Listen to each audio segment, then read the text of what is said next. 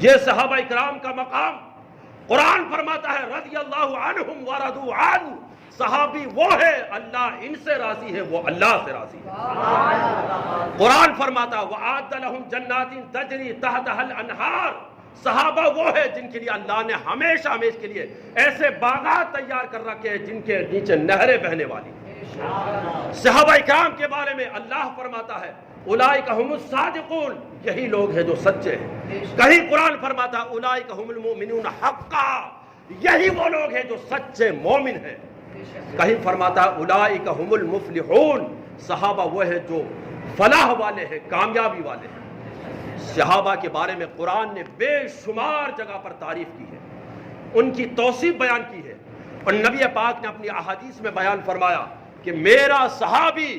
ایک مٹھی جو خیرات کرے اور دنیا کا کوئی انسان احد پہاڑ کے برابر سونا خرچ کرے تو بھی صحابی کے ایک مٹھی جو خیرات کے برابر نہیں ہو سکتا۔ یہ صحابہ کا مقام ہے۔ لیکن آج ایسے بدبخت بھی ہو گئے جو صحابہ کو برا بلا کہتے ہیں، جو صحابہ کو لعن طعن کرتے ہیں معاذ اللہ، صحابہ کو غاصب کہتے ہیں، صحابہ کے حوالے سے طرح طرح کی بکواس لکھتے ہیں اور لوگوں کو اپنی تقاریر کے ذریعے سناتے ہیں۔ تو صحابہ کا مقام ایک الگ چیپٹر ہے، ایک الگ ہی عنوان ہے۔ صحابہ کرام کا مقام و مرتبہ کیا ہے؟ تو حضرت ابو سعید خدری بڑے جلیل القدر صحابی یہ روایت کرتے ہیں، ترمذی کی حدیث، اللہ کے نبی صلی اللہ علیہ وسلم فرماتے ہیں ایک دن بیٹھے ہوئے ہیں، اب نبی جب بیٹھے تو ایسا لگتا ہے کہ جیسے 14ویں کا چاند زمین پر اتر آیا ہو، چمک رہا ہے چہرہ، دمک رہا ہے، اور آپ کے ارد گرد 4 تارے ہیں۔ ایک تارے کا نام علی ہے، ایک کا نام فاطمہ ہے، ایک کا نام حسن ہے، ایک کا نام حسین ہے۔ نبی فرماتے ہیں اے علی، اے فاطمہ، اے حسن، اے حسین، جس طرح سے آج ہم دنیا میں یہاں پر بیٹھے ہوئے ہیں ایک کمرے کے اندر، کل جنت میں بھی ہم ایک محل ہوگا، ایک قبہ ہوگا، اس کے نیچے ہم 5 بیٹھے ہوں گے، ہم پنجتن 5 بیٹھے ہوں گے، یہی پنجتن پاک ہے جنہیں کہا جاتا ہے، ہم 5 اسی طرح بیٹھے ہوں گے۔ اور پھر نبی نے ارشاد فرمایا جس میں ہمارے اور آپ کے لیے بڑی خوشخبری ہے، فرماتے اے علی، اے فاطمہ، تم سب تو میرے ساتھ ہی ہوں گے، لیکن یاد رکھو قیامت تک جو تم سے اور تمہاری آج سے محبت کرتا ہوگا کان معی فی الدرجہ کان معی فی الجنتی، وہ بھی جنت میں میرے ساتھ میرے درجے میں ہوگا، وہ بھی جنت میں میرے ساتھ ہوگا۔ اس حدیث کو جب سنتے ہیں اور پڑھتے ہیں اور مطالعہ کرتے ہیں تو ایمان تازہ ہو جاتا ہے، کلیجہ ٹھنڈا ہو جاتا ہے، جگر تربتر ہو جاتا ہے کہ اتنی بڑی بشارت، اتنی بڑی خوشخبری کہ نبی کے ساتھ اور نبی کی معیت اور نبی کے ساتھ جنت میں جانا، یہ ہم کو نصیب اپنے عمل کے ذریعے سے نہیں ہو سکتا، کیونکہ ہماری نماز نبی جیسی نہیں، ہمارے روزے نبی جیسے نہیں، ہمارا صدقہ خیرات نبی جیسا نہیں۔ جب عمل برابر نہیں تو جنت میں داخلہ بھی برابر نہیں۔ لیکن یہ حدیث ہمیں تسلی دیتی ہے کہ ہو نہ صحیح لیکن اتنا تو ہو کہ نبی پاک کی آج سے محبت کرنے کی وجہ سے جنت میں نبی کے ساتھ خدام کے طور پر رہنا ہی نصیب ہو جائے، خادم کی حیثیت سے رہنا نصیب ہو جائے، تو یہ بھی سب سے بڑی معراج انسان کی ہے۔ تو ان نبی پاک صلی اللہ علیہ وسلم کی حال سے محبت کرنا، عقیدت رکھنا، ان کی محبت کا دم بھرنا،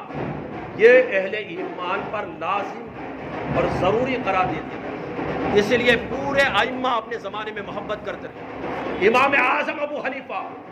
ہمہ وقت رسول اللہ کے گھر والوں سے محبت کرتے تھے، حتیٰ کہ امام اعظم کی شہادت کا سبب بھی یہی بنا، شہادت کا سبب بھی رسول اللہ کے گھر والوں سے محبت کرنا، یہی آپ کی شہادت کا سبب بنا۔ آپ نے اپنے زمانے میں یہ فرمان جاری کیا ہوا تھا اور آپ تائید کرتے تھے کہ رسول اللہ کے جو قرابت دار ہیں ان سے محبت کرو، ان کی محبت کا دم بھرو، ان کا ساتھ دو، ان کی حمایت کرو اور ان کی حمایت میں سب کچھ قربان کر دو۔ تو بادشاہ وقت بگڑ گیا، کہا کہ یہ تو ان کی تائید کر رہے ہیں، ان کا ساتھ دے رہے ہیں۔ اب بادشاہ وقت اگر یہ کہہ کے آپ کو سزا دیتا یا قتل کرواتا کہ یہ رسول اللہ کے گھر والوں سے محبت کا پیغام دیتے ہیں، تب تو وہ بدنام ہو جاتا، رسوائی اس کو ہاتھ لگتی اور اس طرح سے اس کی کوئی اہمیت نہ رہتی، اس لیے اس نے ایک دوسرا حربہ استعمال کیا اور کہا امام اعظم ابو حنیفہ سے کہ اے امام آپ ایسا کرو کہ چیف جسٹس کا عہدہ قبول کر لو۔ امام اعظم نے فرمایا میں یہ عہدہ قبول نہیں کرتا، میں یہ عہدہ قبول نہیں کرتا۔ دیکھیے بزرگان دین اس زمانے کے کہ عہدہ دیا جا رہا ہے لیکن بچ رہے ہیں کہ بھائی عہدہ لے لوں گا لیکن عہدے کے ساتھ اگر وفاداری نہ کی تو یہ عہدے میں امانت میں خیانت ہوگی، عہدے کے ساتھ ناانصافی ہوگی۔ لیکن آج کے دور میں دیکھیے لوگ کوئی عہدہ اور منصب لینے کے لیے قطار بنا کے کھڑے ہوئے ہیں، بلکہ زبردستی لوگوں کا خون پسینہ چوس کر ان کے اوپر مسلط ہو کے بیٹھے ہوئے ہیں، اور زبردستی چاہے کچھ بھی ہو جائے لیکن منصب چھوڑنے کے لیے تیار نہیں ہے، کچھ بھی ہو جائے منصب چھوڑنے کے لیے تیار نہیں ہے۔ اتنے ذلت اور رسوائی اور کمینگی پر آج دنیا اتر آئی ہے، لیکن وہ امام اعظم آپ فرماتے کہ مجھے منصب نہیں چاہیے تو آپ نے جیل میں ڈال دیا گیا، کوڑے برسائے جاتے آپ کے سر پر، لیکن امام اعظم باز نہیں آئے، رسول اللہ کے گھر والوں سے محبت سے باز نہیں آئے، حتیٰ کہ آپ کو باہر کر دیا گیا جیل سے، اور پھر آخرکار کسی طرح سے آپ کو زہر دے کر آپ کو شہید کر دیا گیا۔ تو امام اعظم کی شہادت کا سبب بھی رسول اللہ کے گھر والوں سے محبت ہے۔ امام مالک کی حیات پڑھے تو ان کی شہادت کا سبب بھی یہی قرابت رسول اللہ سے محبت بنی۔ اسی طرح امام نسائی کے حالات پڑھیں تو ان کے حالات میں بھی یہی ملتا ہے کہ ان کو بھی مارا اور پیٹا گیا اور ادمرا کر کے چھوڑ دیا گیا، حتیٰ کہ جب آپ کے شاگرد آپ کو لے کر جانے لگے راستے ہی میں آپ کا انتقال ہو گیا، آپ کو ایک جگہ دفن کر دیا گیا۔ کچھ عرصے کے بعد پھر آپ کی قبر کھلی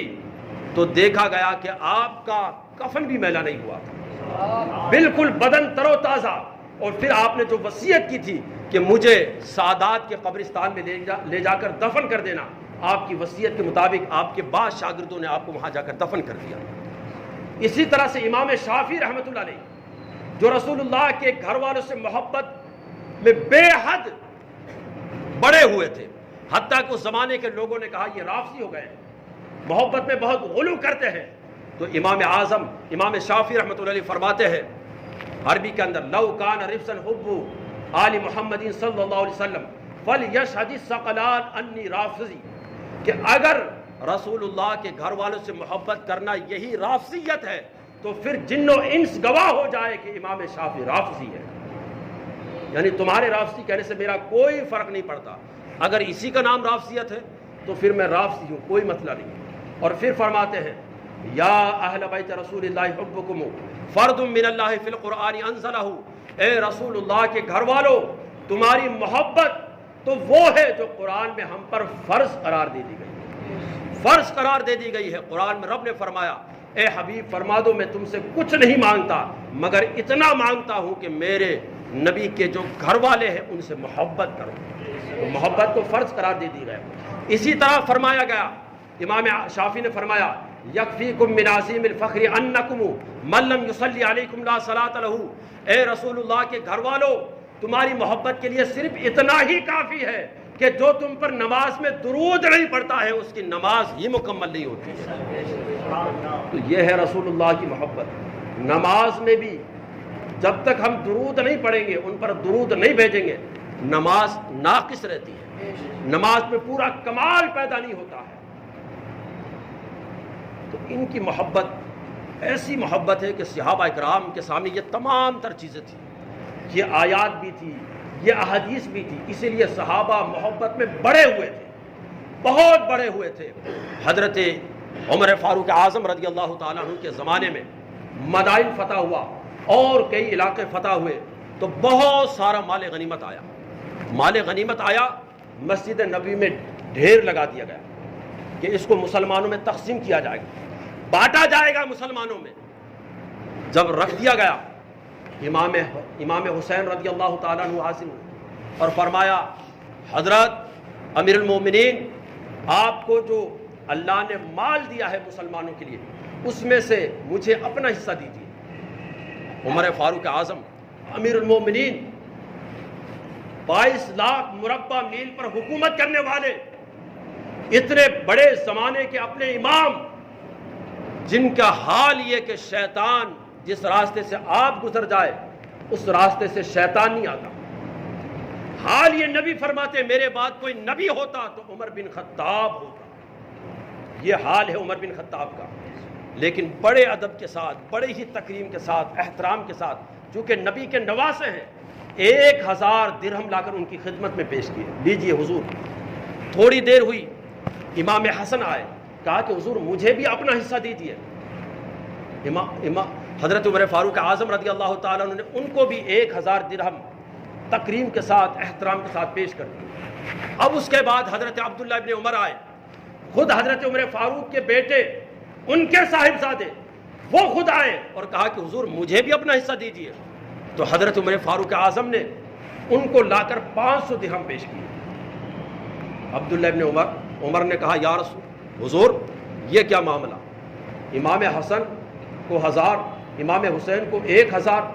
ان دونوں کو 1000 درہم پیش کیے اور مجھے صرف 500، جبکہ میں تو اس وقت سے نبی پاک کے ساتھ جہاد میں اور جنگوں میں جایا کرتا تھا، جبکہ امام حسن اور امام حسین تو ابھی بالکل چھوٹی عمر میں تھے، وہ تو کھیلتے کودتے تھے، اس وقت بالکل چھوٹی عمر تھی، میں تو اس وقت سے جنگوں میں جا رہا ہوں، اس وقت سے رسول اللہ کے ساتھ جہاد کر رہا ہوں، رسول اللہ کے ساتھ نمازیں پڑھی ہیں، بڑا ساتھ دیا ہے، لیکن ان کو آپ نے 1000 دیے اور مجھے 500 دیے۔ تو آپ نے فرمایا سنو، اگر تم چاہتے ہو کہ ان کے برابر میں تمہیں دوں، ان کے برابر تمہیں بھی دوں، جتنا انہیں دیا ہے 1000 تمہیں بھی اتنا ہی دوں، تو پھر ایسا کرو کہ تم بھی ان کے باپ جیسا باپ لاؤ، ان کی ماں جیسی ماں لاؤ، ان کے نانا جیسا نانا لاؤ، ان کے نانی جیسی نانی لاؤ، ان کے چچا جیسا چچا لاؤ، ان کے ماموں جیسی ماموں لاؤ، ان کی خالہ جیسی خالہ لے کے آؤ، اور پھر خود ارشاد فرمایا ابوہما وعلی المرتضی، ان کے باپ علی مرتضی ہے، وامہما فاطمۃ الزہرا، ان کی ماں فاطمہ زہرا ہے، وجدہما محمد المصطفیٰ، ان کے نانا محمد عربی صلی اللہ علیہ وسلم ہے، وجدتہما خدیجۃ الکبریٰ، ان کی نانی خدیجہ کبریٰ ہے، وعمہما جعفر بن ابی طالب، ان کے چچا جعفر بن ابی طالب ہے، وخالہما